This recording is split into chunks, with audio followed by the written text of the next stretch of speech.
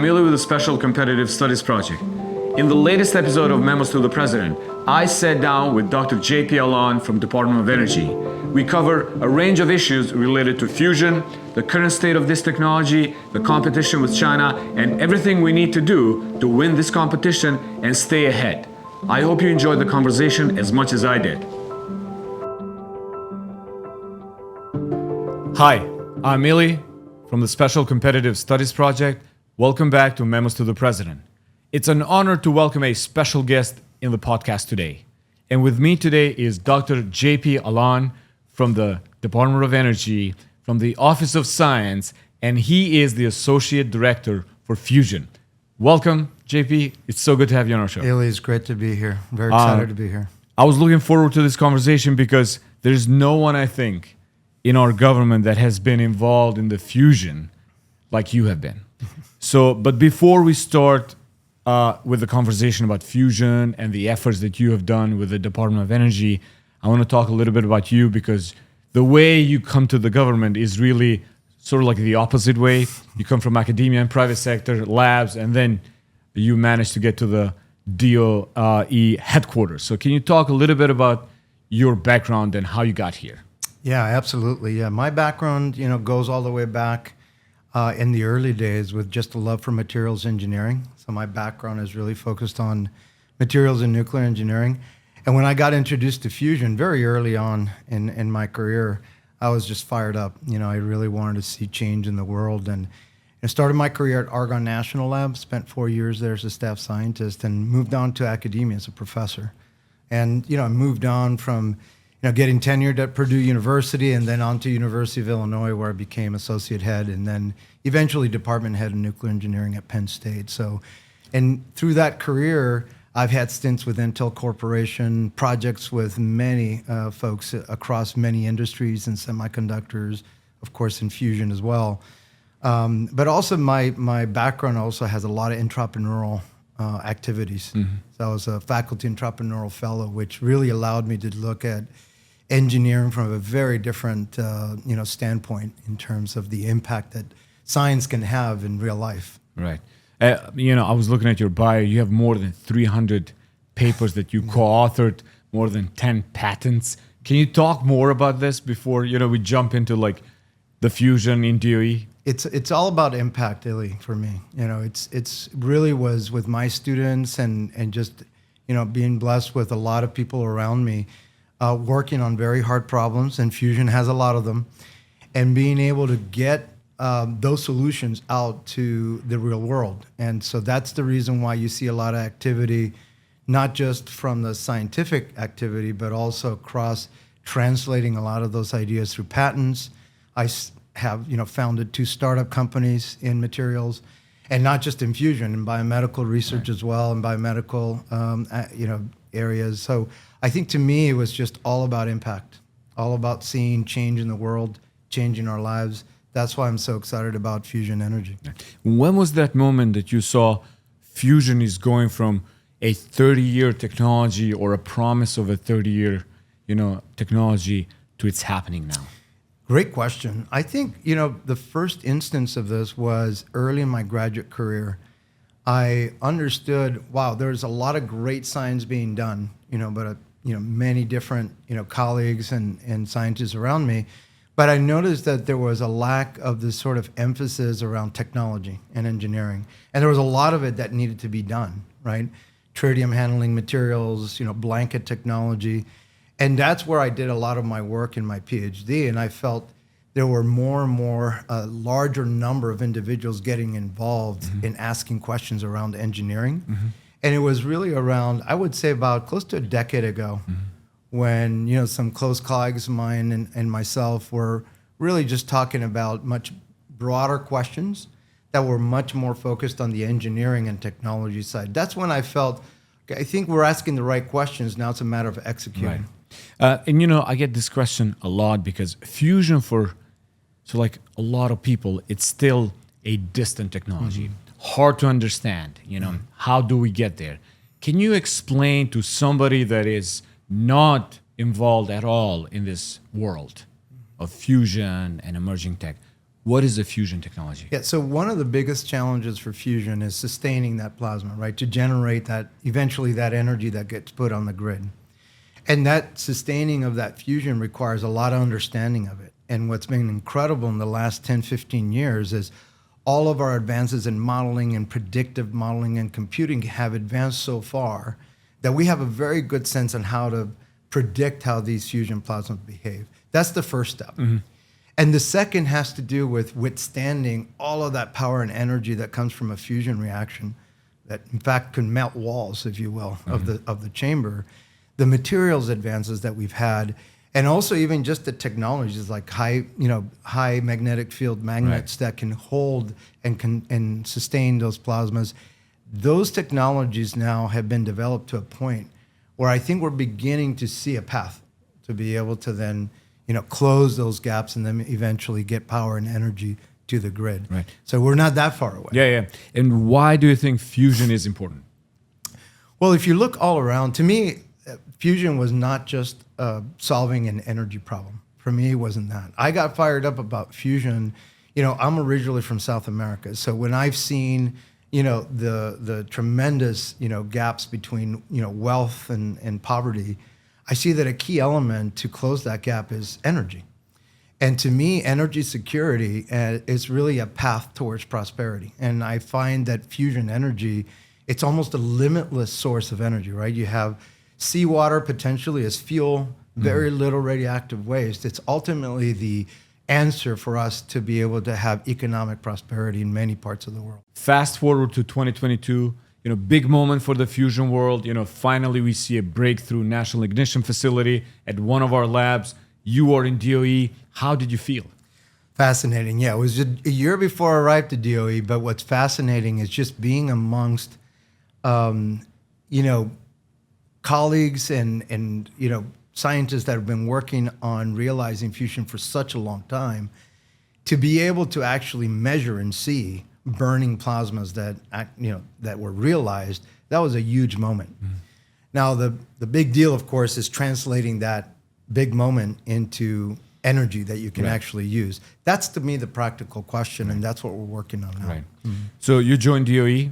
You're put in charge of the fusion. Obviously, a lot of progress we have made in the fusion space has been really, related to, you taking over that responsibility and that portfolio. Can you tell me more about the state of fusion you found when you joined DOE and all the steps you've undertaken? And we'll get into each of them as we talk today. Yeah, that's a great question, Ylli, and I think and I appreciate your comments. I think there was a lot of activity around the community in fusion back in the late 2010s. And there was an activity by our fusion community called the Long Range Plan, which really was a consensus of our community saying, look, here's the path where we need to go.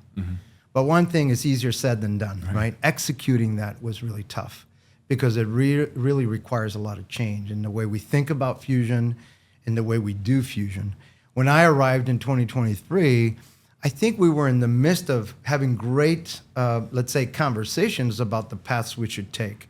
But executing was very difficult. And so when I arrived, we started working out a vision and a strategy. The office had never had a roadmap, and we're working on one right now.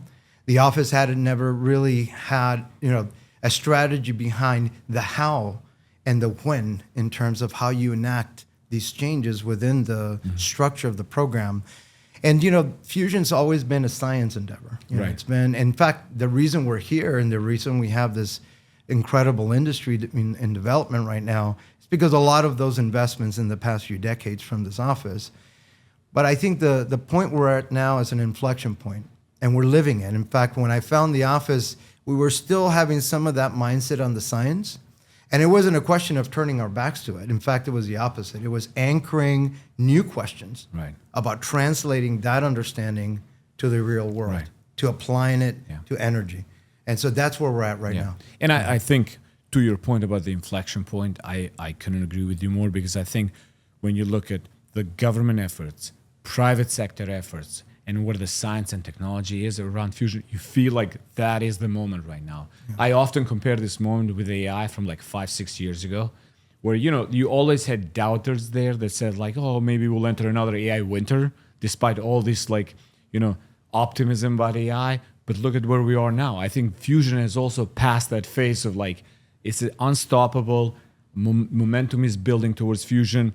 Can you talk a little bit about the private sector, where they are, how far they have come since you've been doing this for a while now? Yeah, absolutely. So when folks ask me about, where is fusion today, I, encourage them, look, go to Catarash, France, or go to Devens, Massachusetts, and you will see what's happening today. Right. On one hand, we're, building this incredible large-scale industrial-scale demonstration experiment in Ider, right, in France. On the other hand, we're watching a private sector here in the United States that is just incredibly moving fast, right? And we see that with CFS, for example. I was just there last week, and the pace at which engineering development is happening. And I visited many other places, Helion, for example, in Seattle, and that sector, and many other parts, where we're seeing a lot more of the engineering aspects, right, in terms of technology development. And that, to me, is really critical.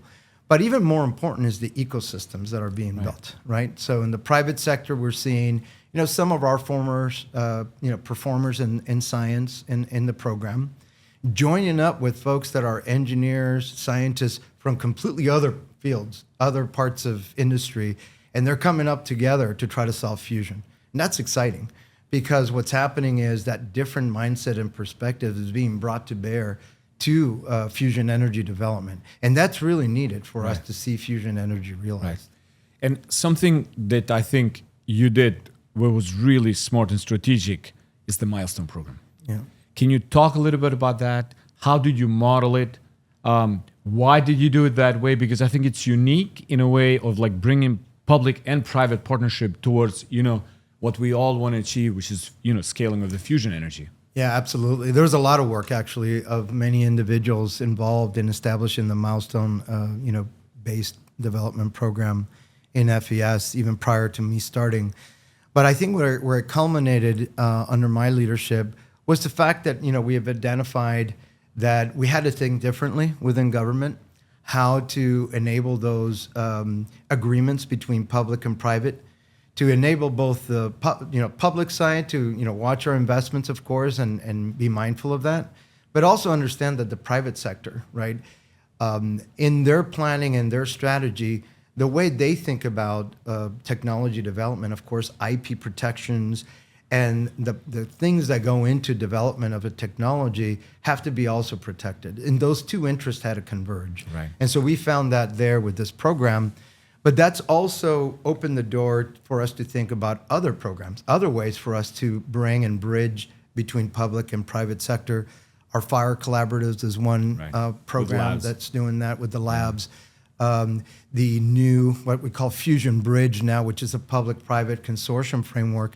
And that's exciting because that's creating a way for us to tap into other financial resources that match federal funding so we can amplify it, investing in fusion energy development. Can you talk a little bit about how many resources you've dedicated so far in the Milestone? How do you see the success of that in executing your vision so far? Yeah, it's a timely question. I'll talk because to you we're in the middle of the budget. Yeah, exactly. The budget. So what I can say is that it's been an important investment so far in our portfolio. I think that we would like to see that grow.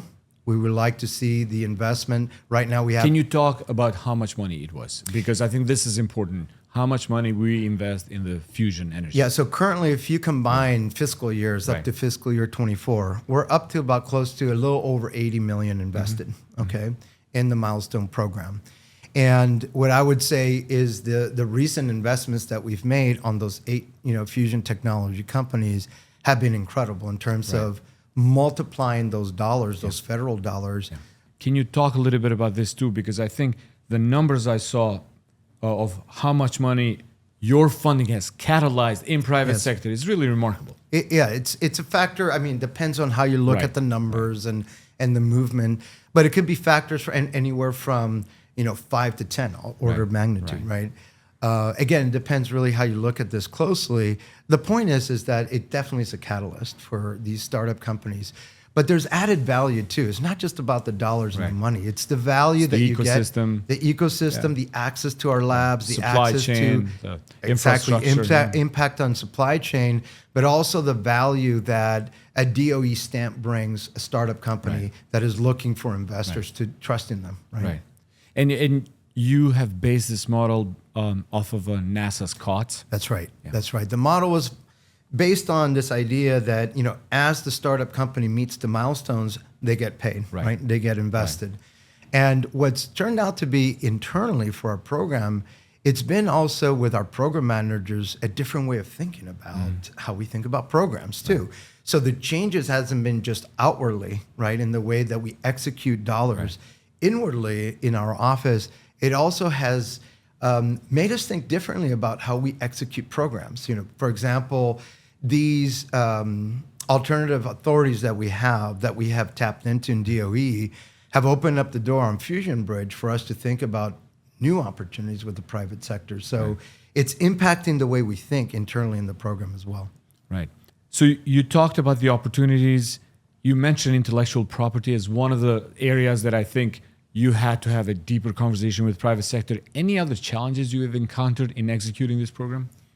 Great question. Yes. Yeah. I mean, I think that we're still looking internally at the various gates, if you will, through the contracting that look at aspects of not only research security, IP, you mentioned, of course, how you execute a contract where, for example, we have some requirements on domestic manufacturing, other aspects that require these startup companies where we have to look at their suppliers. So there are a number of aspects about this that we have to look carefully. We would love to streamline some of these processes, but at the same time, they're there also to protect the taxpayer and to protect our interests. Right. Yeah. Let's talk about the international environment a little bit, JP. Obviously, China, our main competitor across all the technology stack, but also serious competitor in fusion.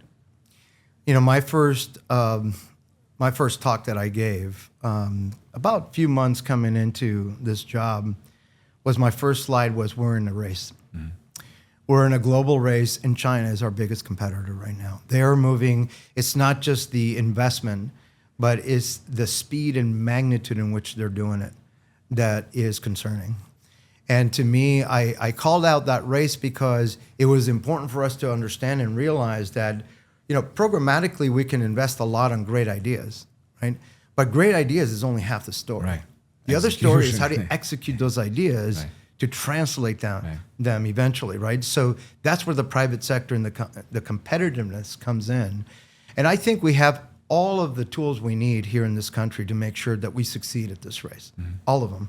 The matter is how to connect all those dots and get all the different stakeholders to buy in to what we're trying to do in the program. Our roadmap's precisely designed for us to win the race. The question is, are we going to have all our stakeholders buy in? I heard once that China is executing our strategy. What's your assessment of their state of fusion? That's a good question, Ylli. I mean, one aspect is that we see, of course, a lot of fast development on fusion technology. So they just finished, they're finishing the craft facility, which is about 14 test stands, some of them which involve things like blanket de-risk, a lot of in materials related activities. But one aspect about the fusion roadmap in China that we should all appreciate is they're really targeting these large scale 1 gigawatt electric fusion power plants, where Ider is part of the roadmap, let's say. Our vision and at least the strategy we're following here in the U.S. is different. We are looking at compact, commercially viable approaches to power plants, 200 to 400 megawatt electric type systems. And that we feel is the sweet spot. And that, in fact, the private sector sees the sweet spot. And the question is, what is the technology that we need around that? Now, whether some of the technology in China that's being developed so quickly fits with that strategy or not, right, or competes with that strategy, that remains to be seen. So I would say that, there's a lot of movement, but I think there's still questions in relation to how much of that movement and that technology actually impacts what we're trying to do. And of course, what we're trying to do it's not going to be publicly, available as we've had some of the broader Right. plans that we've had in hand because of obvious reasons. But yeah. Yeah. No, I mean, absolutely spot on. I think China is a serious competitor. Yeah. I mean, we have noted this in every publication we have had, not just on fusion, but across the technology stack. When you look at our allies and partners, how do you view them? How do you tier them in terms of how far they have come in terms of fusion technology? Yeah, I would say that, one of our most strategic partners is the UK. I mean, the UK have, pioneered, for example, when it came to questions about the regulatory frameworks around fusion. They were one of the first, in fact, to really lead this premise, that we should think about fusion differently than fission. And as you know, the UK have very strong programs on both nuclear fission and fusion energy. Here in the United States, we, of course, reacted to that and became quite, proactive in terms of being able to address that question on regulatory, but also on fusion technology. So, the UK has made this pivot in their program under the leadership of Ian Chapman and really others that came in and started establishing a lot of what I would call technology de-risk facilities that they're building right now. So we're partnering with the UK very strategically. We're looking at what they're building now, not replicating it, but actually working together to figure out, okay, in the US, what are we going to build together, right? That's going to be the next step. Facilities that we will need in fusion technology. I think the other partner is Japan. Japan, of course, we've had a very long history with Japan, the Japanese on fusion science and technology. Materials research, for example, has been almost 4 decades long between the U.S. and Japan. But there are other nations, too, that we're talking to, including Germany, France, for example, that we've been engaged with, Italy as well, right? So in Korea. So these are nations that we have some serious partnerships with, and there's others that we're talking to as well. But I think it's going to require these strategic partnerships with a few nations, a few allies, to make it happen. Yeah, you mentioned Ider earlier in the conversation. Can you explain a little bit what Ider is? What do they do?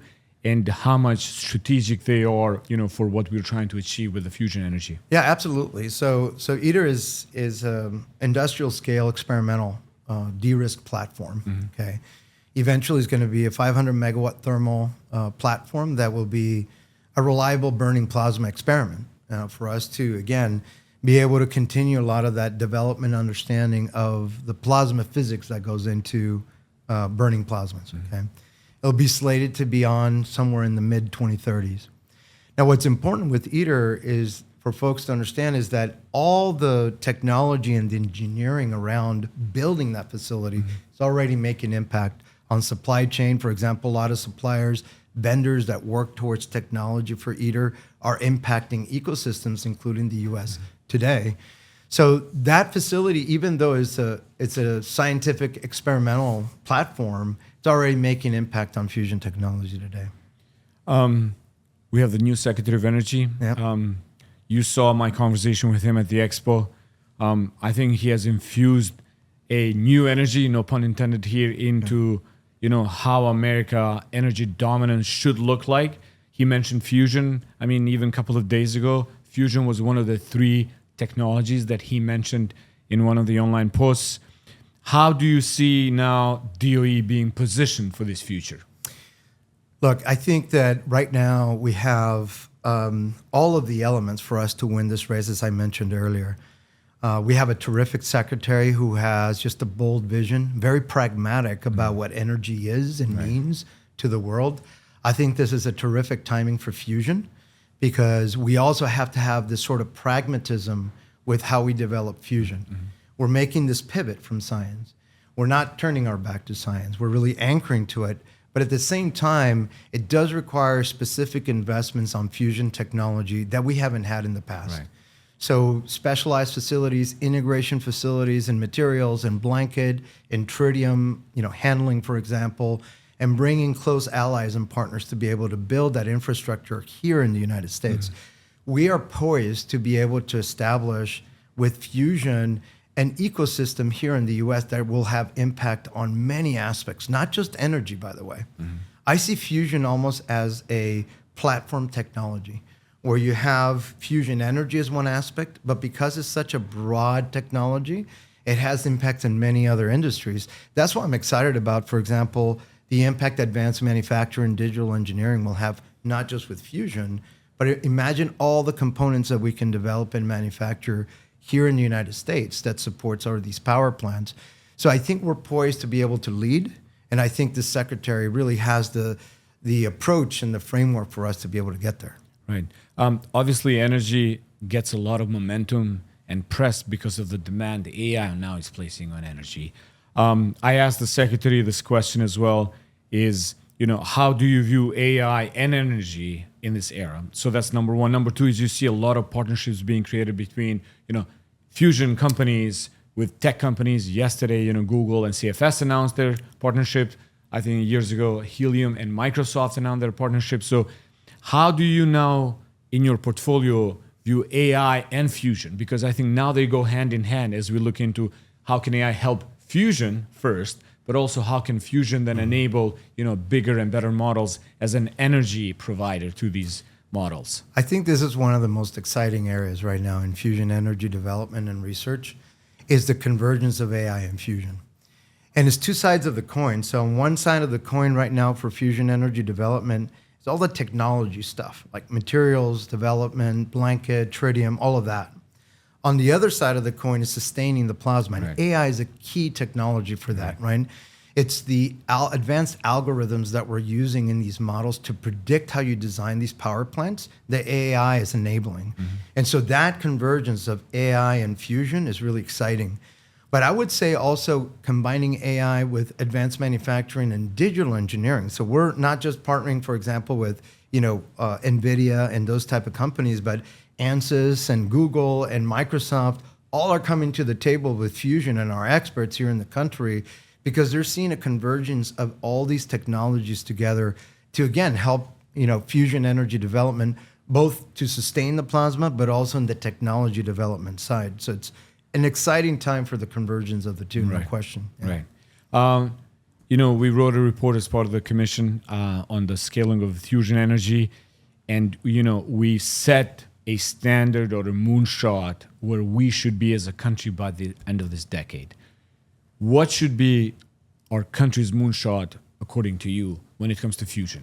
Moonshot's a big deal. I mean, if we look at dollars from today's dollars back in the 1960s when we were doing the moonshot, it's order of $260 billion investment, right? I think right now on the remainder of the decade, we absolutely have to build that infrastructure we need here in the United States. We have the innovation, we have the know-how, we have the expertise, we have the plan and the roadmap. We know exactly what we need to build. We've got to build that infrastructure. In our roadmap and our plan in the next 4 to 5 years, we can tell you exactly what we need to build, who are the players, who are the partners. So that's one thing, Ylli, that we have to execute. But we need help, right? We have to get stakeholders and others to buy into that vision and that strategy. If we can get there, if we can build that infrastructure, what follows is these two amazing parallel paths. On the public side is a revamping of how we think about our program. Likely, we've been talking about, of course, eventually an office that has more of the sort of applied aspect to it, right? And on the other hand, a private sector that will be booming. In fact, we'll have to be there to enable and to support that industry sector to scale, right? Because that'll be the time when a lot of these pilot plants will be demonstrated, right? That'll be the moment when hopefully a lot of these technology facilities will be delivered, and the 2030s will be executing. Taking these facilities, the ecosystem, and the public and private side, and then running off. JP, thank you so much for your service. Thank you for putting fusion on the map. And hopefully, your vision about the moonshot comes to fruition by the end of this decade. Obviously, we'll watch and help you and support you, but thank you so much for being a guest on our podcast, and I wish you all the best. Ylli, thank you so much, and thanks for having me here.